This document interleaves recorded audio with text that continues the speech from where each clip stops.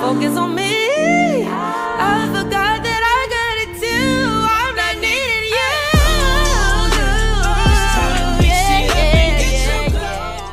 Hey guys, it's C. Welcome back to my channel, and welcome if you are new here. And today we are back in the kitchen with another meal. So I decided to take y'all along as I made dinner today, and I saw this chicken recipe on Instagram. It's called Marry Me Chicken, and I wanted to try it, and I decided to pair it with some red potatoes and some string beans. I started to do Brussels sprouts, but I changed my mind. But I went ahead and washed off my chicken. Of course, I used water and vinegar, and as I was washing it and cleaning it, I put it in a pan. And it's very simple ingredients. Most of it is really seasonings. And so here I just use, y'all know I love my onion powder, garlic powder, Tony's Creole seasoning. I also use cayenne pepper, and I use some Italian seasoning as well.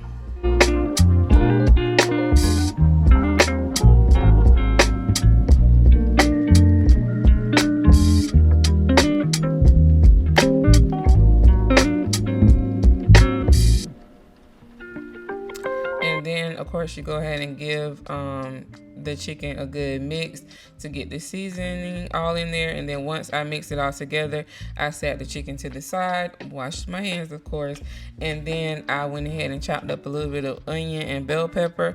The recipe that I saw on Instagram, she didn't use onion and bell pepper, but when I'm baking chicken or baking any type of meat, I like the flavor of the onion and bell pepper mixed into it. And you don't have to chop it real small. I just did some rough chopping and got like some good little size pieces, but not diced. And that's what I did there. And then I went ahead and added that onto the chicken. And like I said, this recipe is called Marry Me Chicken. At least that's what she called it online. And it was really, really good. It's basically kind of like a creamy baked chicken. And it was different for me because I do like baked chicken, but I never use like heavy whipping cream in it, or like sun-dried tomatoes. So those were ingredients that were different from me for baked chicken anyway. But yeah, so I went ahead and put the onions and peppers on the chicken and spread them out so that everybody can have their own little space. And then I went ahead and started making the sauce to go on top. And with the sauce, all you need is the chicken soup, and that's what I'm using here, cream of chicken soup. And I did use the whole can. I did notice that once I made the sauce, I made a good bit of it. You don't have to make that much because in her recipe she didn't make that much, but I ended up making a lot.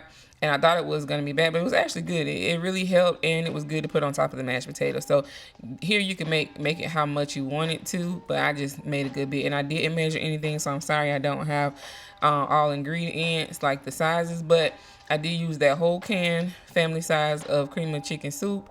I used about half a container of chicken broth, and I used about 1/3 container of the heavy whipping cream.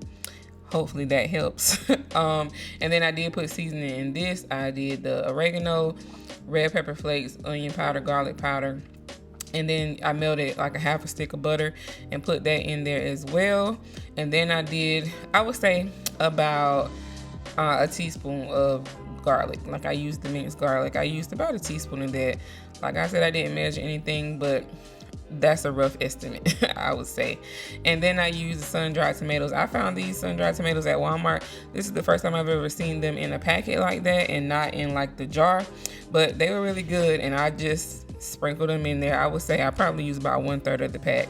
And then I used some grated Parmesan and put that in there as well.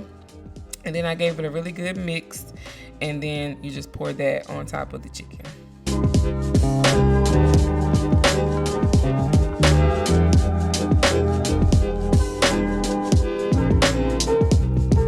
And like I said, as you can see here, like how I'm pouring it over, like I probably could have used half of that. So if you don't want to make as much sauce, you don't have to, but that's just what I did. And since I had it, I just went ahead and used all of it because I wasn't going to use it for anything else. So I would say if you don't want as much, you can use half. So once I poured it over, I felt like it probably needed a little seasoning because of the cream. So I put some seasoning on top. I didn't mix it in. I just put it on top, put it in the oven on 350, and I started it off for an hour and a half. And while that was cooking, I went ahead and peeled my potatoes to make the mashed potatoes. I wanted to use the golden Yukon potatoes, but I ordered some and they were bad, and so I ended up having to get some more. So I just used some small red potatoes, and here I think I used about 13 or 14 potatoes. Since they were small, it didn't make a lot of mashed potatoes, but it was enough for me and Bae. I'm home. You home? Yeah, hey, Mommy. Hey, bud. How are you today? I'm good. That's good. What you doing? Cooking? Okay. Turn around. Let me see your haircut.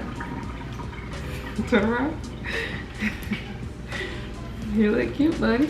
Yeah. Yeah. I want a haircut. Yeah. So once I finished, I put them in water, and that was how the chicken looked after about an hour. After about 45 minutes. And so I still had more to go, so I went ahead and boiled the potatoes, and then I sat them to the side, and then I used the other half a stick of butter.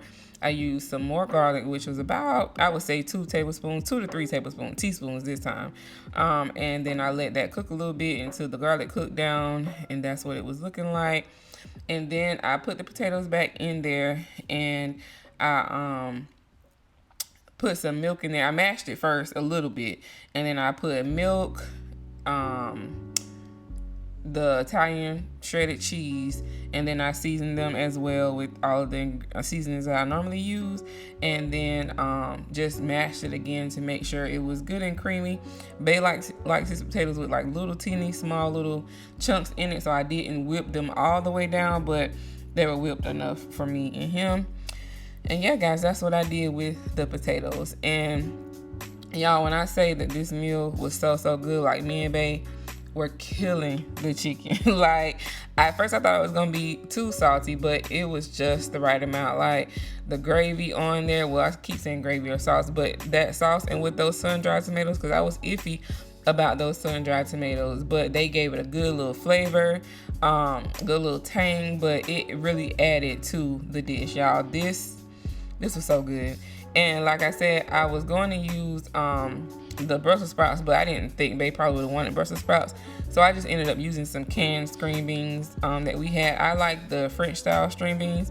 I don't like whole string beans, which is why I didn't get fresh string beans, but I like the French style, so I just used 2 cans of those. But today I am going to make the Brussels sprouts since we have some chicken left over, and I think I have like a few more pieces of uncooked chicken, so I'm going to cook that again and just make some more rice and some Brussels sprouts to go with the rest of the chicken, because it was really good and we want it again tonight. And so yeah, but this was good. And then I just went ahead and made some crescent rolls. Y'all know we love the crescent rolls. And then I put brown sugar, cinnamon, and butter on it once they finished. But yeah, guys, this meal was really good. Let me know in the comments if you decide to try this, or if you tried this before with that sauce. The sauce is what makes it. I know it looks like simple baked chicken, but that sauce is everything. So if you decide to make it, let me know. I am making a reel on this, so if you want to see the reel, definitely check Instagram out once you finish watching this video. But yeah, I went ahead and got everything cooked and finished and plated our food, and this is how everything looked. And then y'all see how our meal looked plated, but this was good. So I hope y'all enjoyed this video, but as always, thank y'all for watching. Make sure you like, comment, and subscribe, and share this video with somebody, and I'll see y'all in the next one. Bye guys, love y'all.